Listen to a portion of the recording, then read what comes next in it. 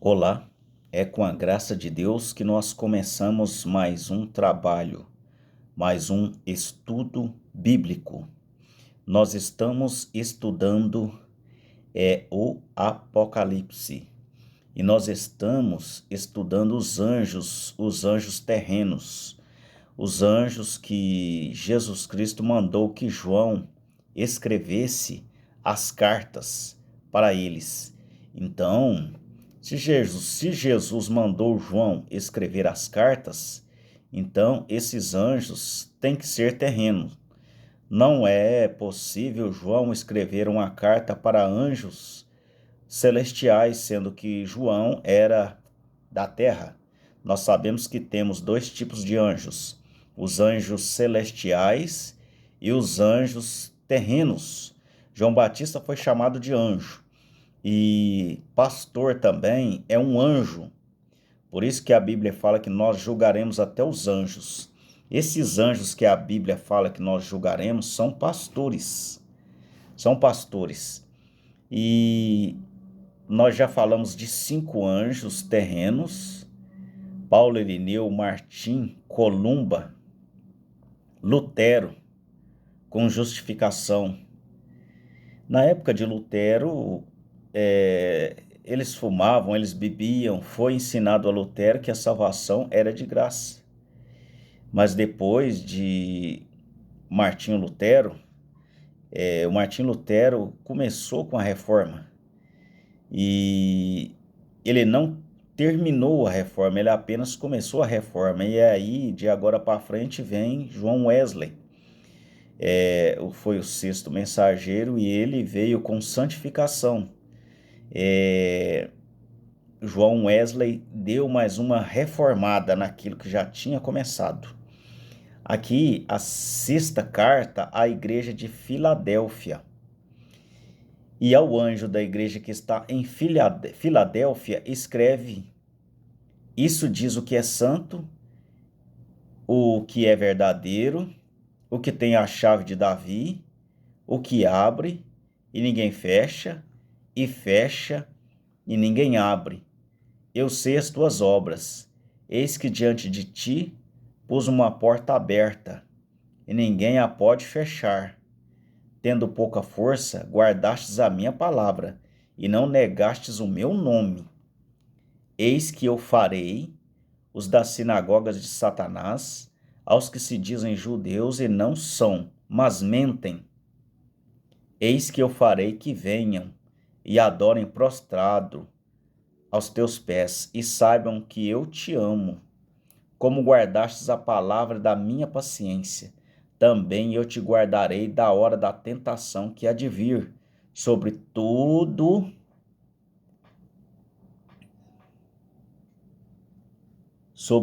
o mundo, para tentar os que habitam na terra.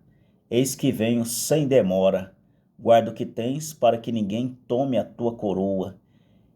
A quem vencer, eu farei coluna no templo do meu Deus, e dele nunca sairá. E escreverei sobre ele o nome de meu Deus e o nome da cidade do meu Deus, a nova Jerusalém que desce do céu, do meu Deus, e também o meu novo nome.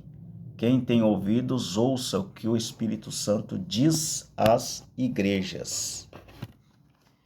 Este é John Wesley. Nós temos a foto aí de 3 mensageiros. Os outros 4 nós não temos, porque são muito antigos. Naquela época não existia nem máquina fotográfica. Este aí é o 6º mensageiro, John Wesley. Filadélfia ficava a 75 milhas ao sudeste de Sardes. Era a 2ª maior cidade da Lídia. Foi edificada sobre diversas colinas num famoso distrito vitivinicola. Suas moedas traziam a cabeça de Baco e a figura de um bacante, sacerdotisa de Baco. A população da cidade incluía judeus, cristãos de origem judaica e convertidos do paganismo. A cidade sofria frequentes terremotos. No entanto, sua adoração foi a mais longa das 7 cidades do Apocalipse. De fato, a cidade ainda existe sob o nome turco de Alaşehir, ou Cidade de Deus. A cunhagem das moedas sugere que a deidade da cidade fosse Baco. Ora, Baco é o mesmo que Ninos, ou Nimrod. Ele é o lamentado, embora a maioria pense nele em termos de orgia e embriaguez. Que esclarecimento isto traz às nossas mentes? Aqui está uma moeda com um Deus de um lado e a sacerdotisa ou profetisa do outro. Atira ao ar uma moeda. Importa a maneira como ela cai? Não, Senhor. Ainda assim, a mesma moeda. Essa é a religião romana de Jesus e Maria. Porém, não estamos pensando somente em Roma. Não há somente a grande prostituta. Certamente que não. Porque ela, através de suas fornicações, tornou-se mãe. Suas filhas agora são moedas da mesma cunhagem. Além de um lado da moeda, eles redigiram uma adoração a Jesus. E no outro lado, eles têm sua sacerdotisa, ou profetisa, também, e ela escreve seus credos e dogmas e princípios e vende-os às pessoas em troca de salvação, insistindo que ela tem a verdadeira luz. Lembrando, irmãos, quando se fala em prostituição, as pessoas pensam em sexo somente. Prostituição não é só sexo. Quando as pessoas usam doutrinas que não são doutrinas bíblicas, isso é prostituição, é uma prostituição. Quão extraordinário é o fato de que esta era é caracterizada pela moeda, porque a mãe e as filhas estão todas comprando sua passagem para o céu. Dinheiro e não sangue, e o preço de compra, dinheiro e não o espírito, é o poder que move para frente. O Deus deste século, Mamon, cegou-lhe os olhos. Então, irmãos, as denominações, uma igreja foi saindo outra. Da igreja católica saiu a igreja luterana. Porque para ter uma restauração é necessário abrir-se outra igreja, porque aquela igreja, a igreja atual, ela não aceita correção, ela não aceita uma nova doutrina. Então, abre-se outra igreja. Lutero abriu-se a igreja luterana e começou a reforma. Só que Martinho Lutero não conseguiu reformar totalmente. A Martinho Lutero era dito que a salvação era de graça. E depois, passado a quinta era, agora nós entramos na sexta. Vem João Wesley, que sai de dentro da igreja luterana e abre uma nova igreja. E dá mais uma aperfeiçoada, até a igreja chegar sã e limpa de todo dogma feita por homem. E combine totalmente 100% com a palavra de Deus. Aí já veio Wesley, na época de Martinho, eles bebiam bebida alcoólica, eles fumavam, porque a Martinho Lutero era ensinado que a salvação era de graça, somente isso. Aí veio João Wesley, e ele corrigiu, deu mais uma corrigida, mais uma martelada na cabeça da taxinha, e João Wesley cortou, disse, agora vamos nos santificar. Nada de bebida alcoólica, nada de cigarro, agora é santificação. Agora, porém seus comércios sob o domínio da morte em breve findarão, porque esta é a era em que o espírito clama, Eis que venho sem demora. Ora, vem sem demora, Senhor Jesus. A era de igreja de Filadélfia durou de 1750, depois de Cristo, até cerca de 1906. E de 1906 aí já começa outra era. Esta era, devido ao significado do nome da cidade, tem sido chamada de Era do Amor Fraternal, visto que Filadélfia significa amor de irmãos. Então, esta era, ela começa em 1750, essa era de Filadélfia. E ela começou em 1750 e foi até 1906. O mensageiro agora. O mensageiro desta era foi, sem dúvida, John Wesley. John Wesley nasceu em Epworth aos 17 de junho de 1703 e foi um dos 19 filhos nascidos de Samuel e Susana Wesley. Seu pai foi capelão na Igreja da Inglaterra. Porém, é mais do que provável que a conversão religiosa da mente de João foi mais baseada na vida exemplar de sua mãe do que na teologia de seu pai. João foi um brilhante erudito. Foi enquanto ele estava em Oxford que ele e Carlos tornaram-se parte de um grupo que era espiritualmente exercitado em adorar, com base em viver experimentalmente a verdade em lugar de fazer da doutrina o seu padrão. Eles redigiram um guia espiritual de obras, tais como dar aos pobres, visitar os enfermos e os presos. Por isso, eles foram chamados de metodistas e de outros títulos irrisórios. Ora, João estava suficientemente imbuído por uma visão da necessidade de religião para os povos do mundo, como ele foi para a América, Geórgia, como um missionário entre os índios. A caminho de lá, ele descobriu que muitos dos passageiros dos navios eram moravios.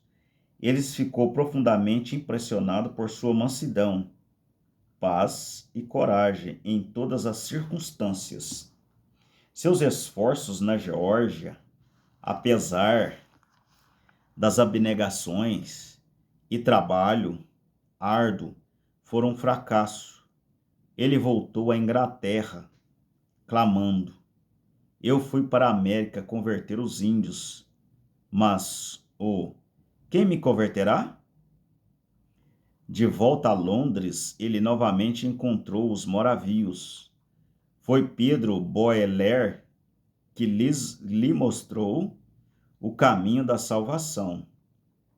Ele verdadeiramente nasceu de novo, para a consternação e evidente irritação de seu irmão Carlos, que não podia entender como um homem tão espiritual como João pudesse dizer que anteriormente não estava certo com Deus. Foi, entretanto, há muito tempo disso, que Carlos também foi salvo pela graça. Wesley então começou a pregar o evangelho naqueles púlpitos em Londres, aos quais ele tinha um acesso anteriormente, mas logo eles o expulsaram. Foi nesta ocasião que seu velho amigo George Whitefield lhe foi útil, pois convidou João a vir ajudá-lo e pregar nos campos, onde milhares estavam dando ouvidos à palavra.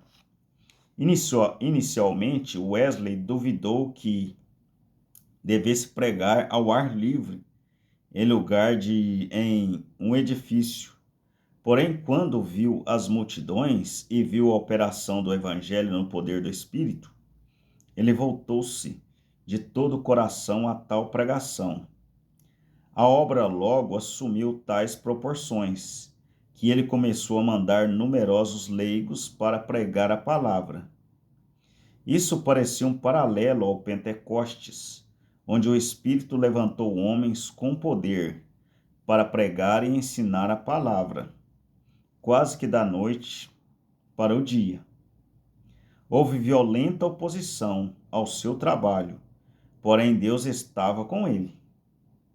A operação do Espírito Santo era poderosamente manifestada e frequentemente um grande espírito de convicção se apoderava das pessoas, tirando as suas forças, e elas caíam no chão chorando, com muita angústia pelos seus pecados.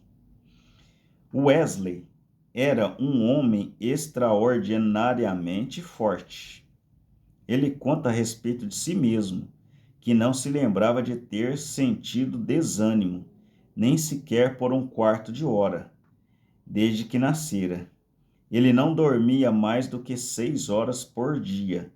Levantava-se a tempo de começar a pregar às 5, praticamente a cada dia do seu ministério. Pregava até 4 vezes num único dia, de modo que em um ano ele fazia em média mais de 800 sermões.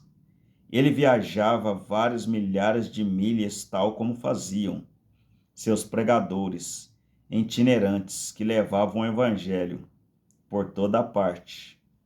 Na realidade, Wesley viajava 4.500 milhas, que era equivalente a 7.200 quilômetros por ano, a cavalo. Ele era um crente no poder de Deus. Ele orava pelos enfermos, com grande fé e maravilhosos resultados. Muitas de suas reuniões receberam manifestações dos dons espirituais. Wesley não era a favor da organização. O que é organização? É uma denominação. Seus associados sentiam uma sociedade unida, que era uma companhia de homens, tendo a aparência de piedade e buscando a eficácia dela, unidos a fim de orarem juntos para receber a palavra de exortação e para cuidar uns dos outros em amor, de forma poderem ajudar uns aos outros a operar sua salvação. O único requisito dos que entravam era que deviam ser dos que tinham desejo de fugir da ira futura e ser salvos de seus pecados. À medida que o tempo passou, eles formularam um conjunto rigoroso de regras a serem usadas na autodisciplina para o bem de suas almas. Wesley reconheceu que após a morte o movimento poderia ser organizado e o Espírito de Deus deixá-los de uma forma morta. Certa vez ele comentou que não temia que o nome metodista deixasse a terra, mas que o Espírito pudesse alçar seu voo. Quer dizer, o Espírito sair da igreja. Durante sua vida, ele poderia ter adquirido vasta riqueza, mas não o fez. Seu dito favorito sobre o assunto de dinheiro era: consiga tudo que puder, poupe tudo que puder e dê tudo que puder. Quão estranho seria para Wesley voltar a ver a denominação que leva o nome de metodista hoje? Eles são ricos, imensamente ricos, porém está faltando a vida e o poder de John Wesley.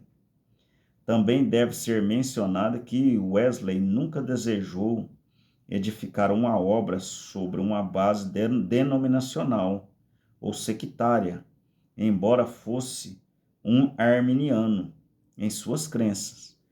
Ele não queria separar-se dos irmãos por motivo de doutrina. Ele foi um homem candidato para Tiago. Ele baseou sua vida eterna em fé, em obras, ou seja, o viver é vida, em vez de simplesmente aceitar um credo ou uma declaração doutrinária. Credo é doutrina criada por mão de homem, doutrina que não é tirada da Bíblia, então é um credo, é um dogma. John Wesley morreu com a idade de 88 anos, tendo servido a Deus como poucos homens se atreveram até mesmo pensar que pudessem. Então, este é o anjo de Filadélfia. Então, irmãos, hoje nós falamos do sexto anjo de Apocalipse, sexto anjo terreno. Na primeira era, a era de Éfeso, veio o apóstolo São Paulo, que foi o primeiro anjo. Então levantou-se o espírito mal ali. O espírito mal se levantou na era de Éfeso. E quando levanta um espírito mal, Deus manda um animal para rebater aquele espírito mal. Quando levantou o espírito mal ali depois de Cristo, na era de Éfeso, Deus levantou um leão. O leão, através do Evangelho de São Paulo, representava um leão para combater aquele espírito maligno. E na segunda era para frente, que é Esmirna, Pérgamo, Tiatira, Deus levantou um animal que foi o touro. O touro. Esses três mensageiros de Esmirna, Pérgamo e Tiatira, eles veio com o espírito de um touro. Leão foi Paulo, a era de Paulo, aí veio o touro para combater o espírito que levantou sobre essas eras. E agora com João Wesley, com Martinho Lutero, é um animal que se parecia com um homem. Então a era do homem veio através de Martinho Lutero e João Wesley, e sobrando a era da águia, que viria um profeta no espírito de uma águia voando, como João escreve, para combater o espírito mal daqueles dias. Então o animal ruim vem e Deus levanta um mensageiro com aquele espírito daquele animal tipificamente que João escreve. O leão é o leão da tribo de Judá, que representa o leão da tribo de Judá. O touro, que representa o animal de sacrifício, que é Jesus Cristo, simbolizando ali um animal de sacrifício. O homem, que vem aí a tradução da Bíblia através de Martinho Lutero, através de Wesley, e mais à frente a águia, o animal que olha ao longe. Jesus comparou o seu eleito com as águias de Deus, com as águias dos céus. Então, Martinho Lutero não conseguiu reformar tudo que se tinha para reformar. Veio reformando aos poucos. Conta-se a história de um homem que ele fez uma cirurgia dos olhos. E o médico explicou, amarrou 7 faixas. Ele disse, para que isso? O médico explicou. Você não pode ver a luz de imediato. Ao primeiro dia, você tira uma faixa. Ao segundo dia, você tira a segunda. Ao terceiro, você tira a terceira. Ao quarto, você tira a quarta faixa. Ao quinto, você tira a quinta faixa. Ao sexto, você tira a sexta faixa. E ao sétimo, você tira a sétima faixa. E você fica em um quarto escuro ainda. Porque se você sair ao sol, você vai ficar cego, você se cega. E depois você abre a janela aos poucos e vai ganhando claridade paulatinamente, porque senão você fica cego. Veja, Deus é muito sábio. Deus não poderia abrir os olhos de Lutero de uma vez só. Ele foi tirando as faixas, tirando. Veio Paulo, depois Irineu, Martim, Columba, Lutero, foi se tirando as faixas, João Wesley, depois William Branham, através do espírito de Elias, foi tirando aos poucos, porque o ser humano não suporta as coisas virem de uma vez. A luz é a palavra de Deus, vem a luz de uma vez só. Então é aos poucos, através das eras da igreja, Jesus veio aperfeiçoando a igreja, tirando aqueles dogmas que foram colocados pela Igreja Católica Romana, depois que a doutrina foi desviada, foi tirado, depois que foi implantado a doutrina das três pessoas, depois do apóstolo São Paulo, foi implantado a doutrina das três pessoas distintas. E aí foi se levantando mensageiros atrás de mensageiros para reformar, para começar a reforma e levar ao povo ao evangelho antigo, onde o batismo era em nome do Senhor Jesus Cristo, onde tinha um lava-pés, onde a doutrina era uma sã doutrina e não dogmas feitos pelas mãos dos homens. Então, com João Wesley, na época de João Wesley, eles chegaram a falar em línguas de tão santificado que eles estavam. Aí depois de João Wesley veio o movimento pentecostal, onde as pessoas falavam em línguas. Começou ali o falamento, falava em línguas, as pessoas falavam em línguas. Só que isso daí, falar em línguas, isso ficou para trás. O evangelho já está mais à frente. Isso ficou lá atrás. Então agora é hora de ir mais à frente. É hora de ir mais profundo. É hora de mergulharmos com a palavra de Deus.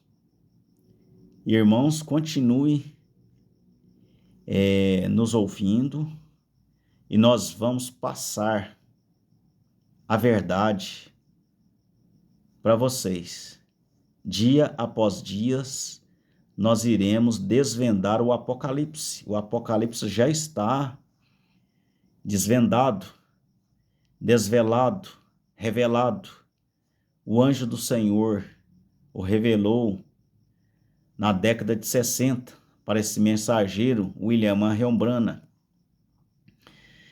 E a igreja tem que se chegar à perfeição, ela tem que se alimpar de doutrinas feitas pelas mãos de homens.